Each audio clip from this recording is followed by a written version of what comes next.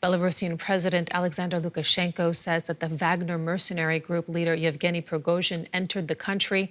Prigozhin agreed to leave Russia for Belarus when he called off his mercenary revolt over the weekend. Lukashenko said that security forces were provided to Prigozhin.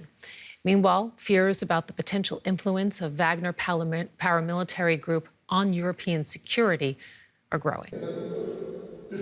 If there's one leader who emerged looking like a winner from the short-lived uprising in Russia, it's this man, Alexander Lukashenko. Often described as a puppet of Vladimir Putin, the Belarusian leader took credit for brokering the deal that ended the Wagner group's mutiny. He framed the insurrection as a significant threat, saying he put Belarus's armed forces on alert as the revolt unfolded. The most dangerous thing was not what the situation was, but how this situation could develop. Lukashenko offered few clues as to how the terms of the deal he mediated will play out. These allow Wagner mercenaries either to join Russia's regular armed forces or to move with their leader Yevgeny Prigozhin into exile in Belarus. Moscow agreed to exempt both Prigozhin and his fighters from any criminal charges. Prigozhin's whereabouts had been a mystery after he ordered his mercenaries to retreat on Saturday and left the Russian city of Rostov-on-Don. Then, on Tuesday, a flight tracking website traced the path of Prigozhin's private plane to a military airfield near Minsk. Later in the day, Lukashenko confirmed the Wagner boss had arrived in Belarus. It remains unclear where Prigozhin and his fighters will go now, or what their presence in Belarus means for the war in Ukraine and security in the rest of Europe. And for more on that, we are joined now by Sarah Pagun, an expert on Russia's politics and a program director at the Korba Stiftung, the Korba Foundation. Welcome to the program, and thank you so much for joining us. How concerning do you think Prigozhin's presence in Belarus is for the West and for Ukraine? I think that depends very much on not only Prigozhin's fate, but also the fate of Wagner. So will Prigozhin be prosecuted on basis of the charges? Will a lot of Wagner fighters follow him to Belarus? I think that is at the moment unclear. And if not a lot of fighters are following him, and if he will be further prosecuted, the danger might be limited to Europe and, for example, especially Poland or Ukraine. Meantime, a New York Times article says that some Russian generals actually knew about Prigozhin's plans to organize a mutiny in Russia. What was your take when you heard that? I think this could be a plausible explanation for why the resistance against the mutiny on Friday and Saturday was rather limited. However, I would be cautious at this moment whether this is really true. Plus, even if some of the leading figures of Russia's military would have known about it, like Surovikin, for example, it doesn't really mean that they also supported it. I think that is something that remains to be seen maybe in the upcoming days or weeks. Do you think that the potential arrival of thousands of Wagner troops in Belarus is a boon or a threat to Lukashenko himself? Firstly, I think it remains to be seen on how many Wagner fighters will actually go to Belarus, because Putin also offered them to either go back to their families or to sign contracts with the Russian MOD. So I think that's something that remains to be seen. If a significant number of Wagner fighters follows Prigozhin to Belarus, this could present a power factor within Belarus, but also within the Belarusian Russian leadership. But to be honest, at the moment, I'm rather questioning whether a lot of people will, or a lot of fighters will actually go to Belarus. But what do you think Lukashenko's play is here? What do you think he wants? So Lukashenko is able to position himself as a mediator, as an interlocutor on the weekend. And I think that is something that may open up room for maneuver for Lukashenko. What we have seen over the last maybe 5 to 6 years within the Belarusian-Russian relationship is that Lukashenko lost more and more room for maneuver, that Belarus lost more and more sovereignty. And now that Lukashenko was actually able to kind of mediate a deal and to play a role in stopping this mutiny, I think he can, get back some room for leverage. It seems that Putin has effectively allowed Prigozhin, meantime, to leave Russia with no major consequences. Is that a signal that Putin is losing his grip? And do you think that Russian elites will perceive it that way? So I think what we've seen over the last day is definitely a sign of his state weakness, of a loss of control, and that kind of like breaks this narrative of an omnipresent and of an omnipotent Russian state and Putin. I think that is something that will have an effect on Russian politics, on Russian elites in the future. However, if that really plays out in kind of a destabilization of this system in the short term, so maybe in the upcoming days or weeks, and how elites will actually react and position themselves toward the system also very much depends on Prigozhin's fate, because honestly speaking, I still cannot imagine that Prigozhin just gets away with this easily, and I wouldn't be surprised if basically Putin breaks his deal, whatever the details of this deal was, in the upcoming days or weeks, and Prigozhin will get in trouble whether he's in Belarus or somewhere else. Why is he still alive?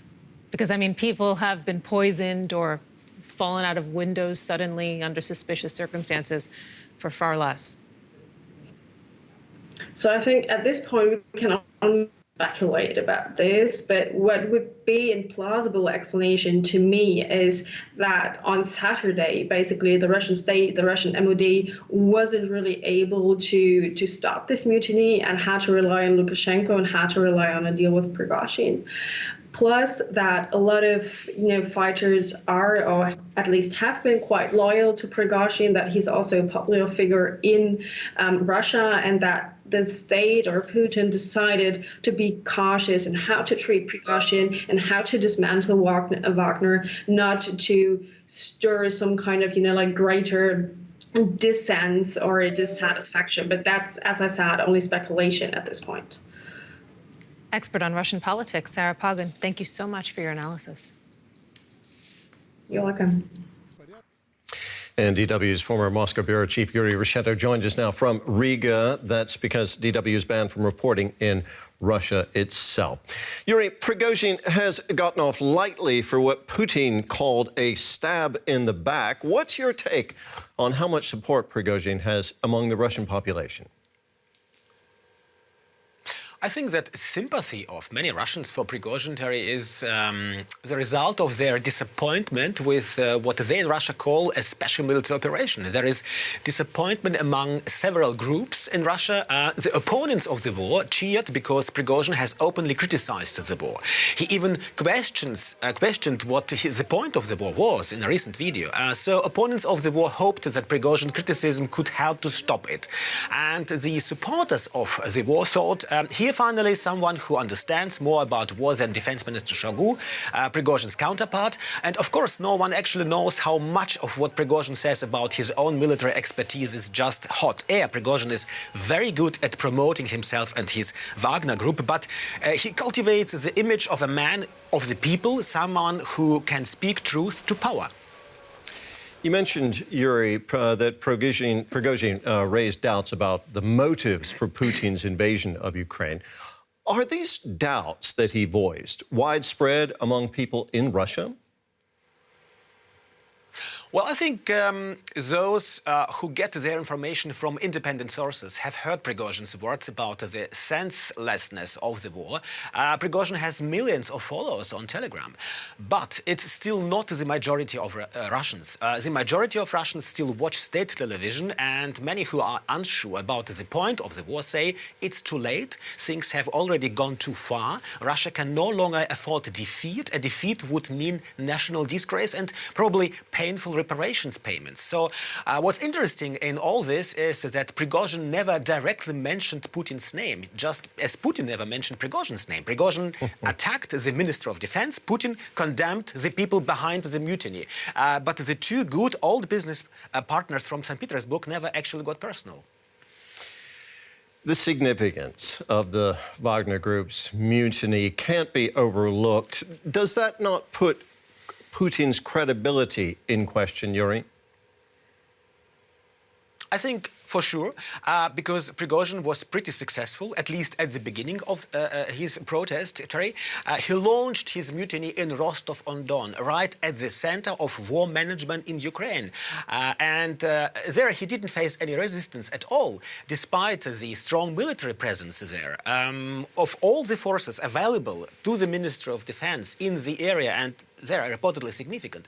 So of all that forces, only aviation tried to stop Prigozhin's tanks, but it failed and lost helicopters and pilots. At the same time, Putin and Prigozhin, these two buddies from Petersburg, did reach a deal, and this deal has now undermined Putin's reputation for many reasons, not least because it called his sacred cow, Russia's national sovereignty, into question. Why? Because after all, Putin allowed his Belarusian partner, Lukashenko, to interfere in resolving a domestic political crisis. Story's not over. Yuri, thank you very much. DW's Yuri Rishetto there in Riga.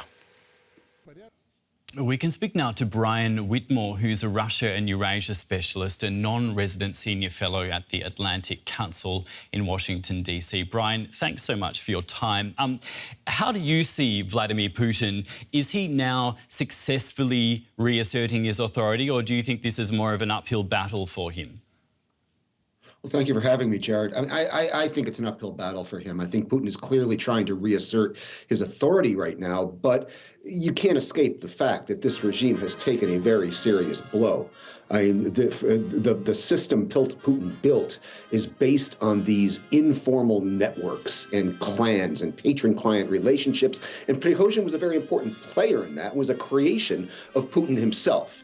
And to have Prigozhin turn on Putin this way and create what we saw over the past weekend cannot be but a serious blow to Putin's authority. I think the Putin we are going to see going forward is going to be different from the Putin we've become accustomed to for the past 20 years. I think that the cockiness and the self-assuredness is going to ring hollow going forward.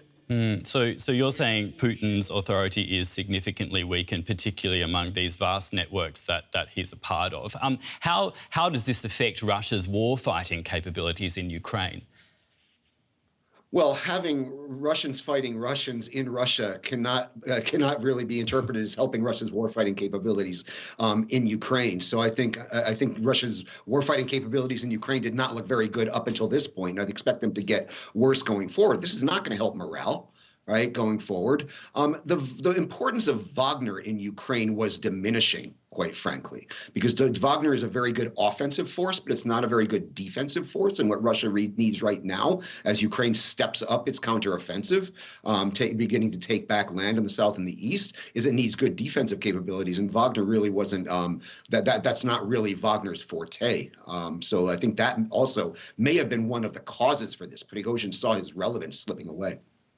Brian, many analysts are predicting that this is all the beginning of the end for Vladimir Putin. How do you see it? I'm very careful about that. I'm very careful about predicting Putin's imminent demise.